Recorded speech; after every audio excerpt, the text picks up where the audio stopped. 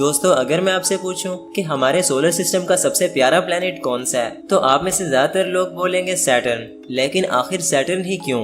तो यार इसकी एक खास वजह है, और वो खास वजह है प्लेनेट सैटर्न के इर्द गिर्द मौजूद उसके रिंग्स। अब मानो या ना मानो, लेकिन सैटर्न के रिंग्स ही हैं जो कि इसको खूबसूरत बनाते हैं। क्योंकि अगर उनको हटा दिया जाए तो सैटर्न कुछ ऐसा दिखेगा जो कि शायद बिल्कुल भी प्यारा नहीं होगा। तो सैटर्न की रिंग्स ही हैं जो कि इसको बाकी सब प्लैनेट्स से अलग बनाती हैं और इसको एक आइकॉनिक शेप देती हैं। अब किसी इंसान को बाकी प्लैनेट्स के नाम याद हो या ना हो, लेकिन सैटर्न का जरूर होता है, क्योंकि पहली मर्तबा देखने पर ही ये बाकी प्लैनेट्स से अलग दिखाई देता है और काफी प्यारा भी लगता है। और यही वजह है कि इसको the jewel of solar system यानी कि सोलर सिस्टम का गहना भी कहा जाता है। अब दिखने में तो सैटर्न सबसे प्यारा है ही, लेकिन जितना ये प्यारा है उससे कई गुना ज्यादा ये खतरनाक है, क्योंकि अक्सर प्यारी चीजें खतरनाक ही होती हैं। तो बस दोस्तों, आज के इस वीडियो में हम सैटर्न के कुछ भयानक राजों से पर्दा उठाएंगे और सैटर्न के बारे में ज्यादा से ज्यादा जानने की कोशिश करेंगे। और हमेशा की तरह ये वीडियो भी काफी ज्यादा इंटरेस्टिंग होने वाला है, इसीलिए इसको एंड तक देखते रहना। दोस्तों अगर बात की जाए सैटर्न की, तो सैटर्न को एंशिएंट टाइम से ही डिस्कवर किया जा चुका था,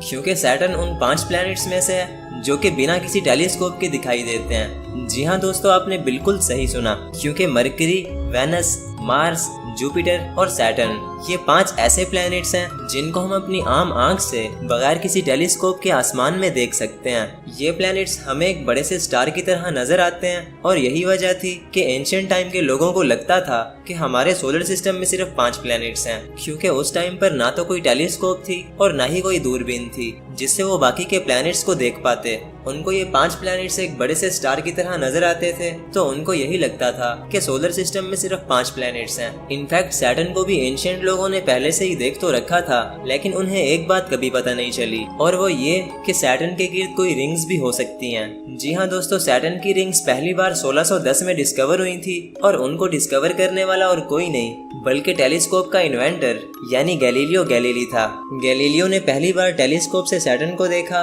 और सैटर्न को देखने के बाद उसे पहली बार ये पता चला कि किसी प्लेनेट के गिर्द रिंग्स भी हो सकते हैं। और फिर 1610 से लेकर अब तक साइंटिस्ट्स को ये पता चला कि सैटर्न अकेला प्लेनेट नहीं है जिसके गिर्द रिंग्स हैं। जी हाँ दोस्तों, आपको ये जानकर हैरानी होगी कि सैटर्न के अलावा जुपिटर, यूरेनस और नेपच्यून के गिर्द भी रिंग्स हैं। लेकिन दोस्तों वो रिंग्स सैटर्न के रिंग्स के जैसे डार्क और विजिबल नहीं है। वो रिंग्स काफी लाइट हैं और दूर से देखने पर बिल्कुल भी नजर नहीं आती। यानी सैटर्न ही एक ऐसा प्लेनेट है जिसका रिंग सिस्टम सबसे बड़ा और हाईली विजिबल है। दोस्तों सैटर्न का रिंग सिस्टम बहुत ही बड़ा है। ये इतना ज्यादा बड़ा है कि इसके साइज का अंदाजा लगा पाना भी मुश्किल है। इसके साइज का अंदाजा आप इस बात से लगा सकते हैं कि इस रिंग सिस्टम के अंदर हमारी अर्थ जितने 1 बिलियन प्लैनेट्स फिट आ सकते हैं। और ये मैं नहीं बल्कि गूगल और चैट जीपीटी दोनों बोल रहे हैं। दोस्तों सैटर्न के मेन 7 रिंग्स हैं जो कि सबके सब पत्थर और बर्फ के टुकड़ों से बने हुए हैं। और अगर बात करें उन टुकड़ों के साइज की, तो उन टुकड़ों का साइज एक मिट्टी के जर्रे से लेकर एक बड़े पहाड़ जितना हो सकता है। और अब जबकि हम बात कर रहे हैं रिंग्स की, तो हमारे दिमाग में एक सवाल और आता है, और वो ये कि आखिर ये रिंग्स बनी कैसे होंगी। अगर इस सवाल का जवाब ढूंढना है तो उसके लिए हमें वक्त में पीछे जाना पड़ेगा, यानी उस वक्त जब सैटर्न नया नया बना था।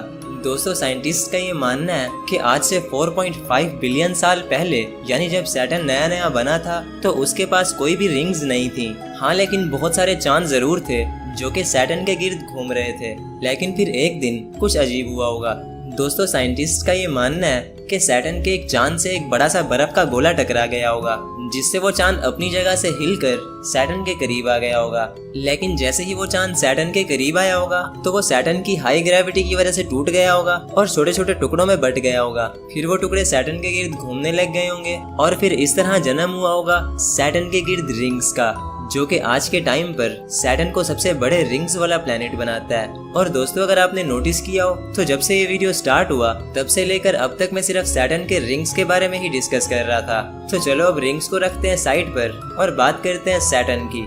दोस्तों सैटर्न हमारे सोलर सिस्टम का दूसरा सबसे बड़ा प्लेनेट है, जो कि सूरज से 1.4 बिलियन और अर्थ से 1.3 बिलियन किलोमीटर की दूरी पर है। ये इतना ज्यादा दूर है कि अगर हम किसी तेज से स्पेसक्राफ्ट में बैठकर अर्थ से सैटर्न पर जाएं, तो हमें वहां पहुंचने में पूरे 3 साल और 2 महीने लग जाएंगे। और अब अगर देखा जाए तो इंसान अब तक सिर्फ चांद पर ही लैंड हुए हैं। इसके अलावा ना तो अब तक इंसान मार्स पर लैंड हुए हैं और ना ही वो वीनस पर लैंड हो सके हैं, जो कि हमारी अर्थ के सबसे करीब वाले प्लैनेट्स हैं। और रही बात सैटर्न पर लैंड होने की, तो मैं आपको बता दूं कि सैटर्न एक गैस प्लेनेट है, जिसकी वजह से वहाँ लैंड होने के लिए कोई जगह नहीं है। सैटर्न एक बहुत ही बड़ा गैस जायंट है जो कि बहुत ही खतरनाक गैसेस से बना हुआ है। और अब आप जरूर ये सोच रहे होंगे कि अगर कोई सैटर्न पर लैंड हुआ तो उसका क्या होगा।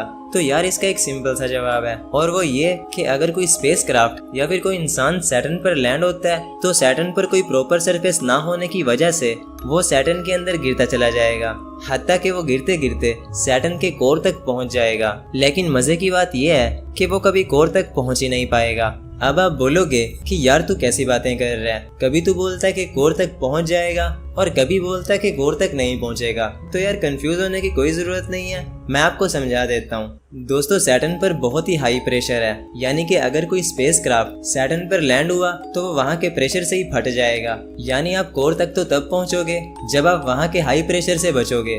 और आपकी जानकारी के लिए मैं बता दूं कि उस प्रेशर से कोई नहीं बच सकता। इसी तरह अगर हम बात करें सैटर्न के साइज की, तो दोस्तों सैटर्न एक बहुत ही बड़ा प्लेनेट है। इसके साइज का अंदाजा आप इस बात से लगा सकते हैं कि सैटर्न की चौड़ाई हमारी अर्थ से पूरे 10 गुना ज्यादा है और सैटर्न के अंदर अर्थ जितने 764 प्लैनेट्स फिट आ सकते हैं। ऐसे ही अगर हम सैटर्न का साइज हमारे सन से कंपेयर करें तो हमारे सन के अंदर 1700 सैटर्न फिट आ जाएंगे। दोस्तों सैटर्न की रोटेशन अर्थ से काफी ज्यादा फास्ट है। जहां अर्थ पर एक दिन 24 घंटे का होता है, वहीं सैटर्न पर एक दिन सिर्फ 10 घंटे 42 मिनट का होता है। यानी जैसे अर्थ पर एक साल 365 दिन का होता है, तो इस हिसाब से सैटर्न की फास्ट रोटेशन की वजह से वहां पर एक साल 10,769 दिन का होगा। और दोस्तों सैटर्न सूरज से काफी दूर है। जहां हमारी अर्थ एक साल में सूरज के गिर्द एक कंप्लीट चक्कर लगाती है, वहीं सैटर्न को सूरज के गिर्द एक चक्कर लगाने में पूरे 29 साल 4 महीने लग जाते हैं। और इसी तरह अगर देखा जाए तो सैटर्न का कलर गोल्डन येलो है। अब ये येलो क्यों है? ये ब्लू भी तो हो सकता था ना, क्योंकि वहाँ का टेम्परेचर नॉर्मली -150 डिग्री सेल्सियस तक चला जाता है, जो कि अंटार्कटिका से भी 3 गुना ज्यादा ठंडा है। तो फिर ये आखिर येलो क्यों है? वेल साइंटिस्ट का ये मानना है कि सैटर्न का ये येलो कलर सैटर्न के बादलों की वजह से है, क्योंकि सैटर्न के बादल येलो कलर के हैं जो कि अमोनिया आइस से बने हुए हैं। जब सूरज की रोशनी उन बादलों से रिफ्लेक्ट होती है तो वो सैटर्न को येलो कलर का बना देती है।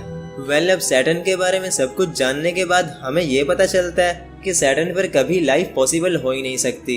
पहली बात कि सैटर्न पर कोई ग्राउंड नहीं है, और अगर होता भी तो वहाँ इतनी ठंड है जो कि हमारी हड्डियों तक को फ्रीज कर देगी।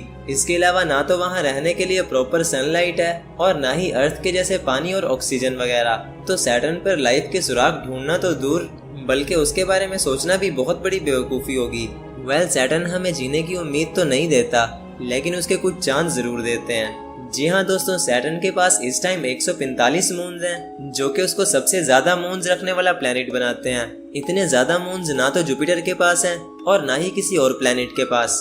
जब साइंटिस्ट ने सैटर्न के मून्स को स्टडी करना शुरू किया तो उन्हें एक बहुत ही इंटरेस्टिंग चीज पता चली, और वो इंटरेस्टिंग चीज थी लाइफ के सुराख। अब वो क्या सुराख थे, इसके बारे में हम जानेंगे सैटर्न के पार्ट 2 में। तो आई होप आपको आपके सभी सवालों का जवाब मिल गया होगा और इस वीडियो से कुछ नया सीखने को भी मिला होगा। आपको तो पता ही है कि इन वीडियोस पर कितनी स्टडी होती है और फिर इनकी कितनी ज्यादा एडिटिंग करनी पड़ती है। तो यार मेरी इस एफर्ट पर एक लाइक तो बनता ही है, तो लाइक लाजमी करना। और अगर ऐसी ही अमेजिंग वीडियोस देखना पसंद करते हो तो मेरे इस छोटे से चैनल को फॉलो और सब्सक्राइब करके रख लेना।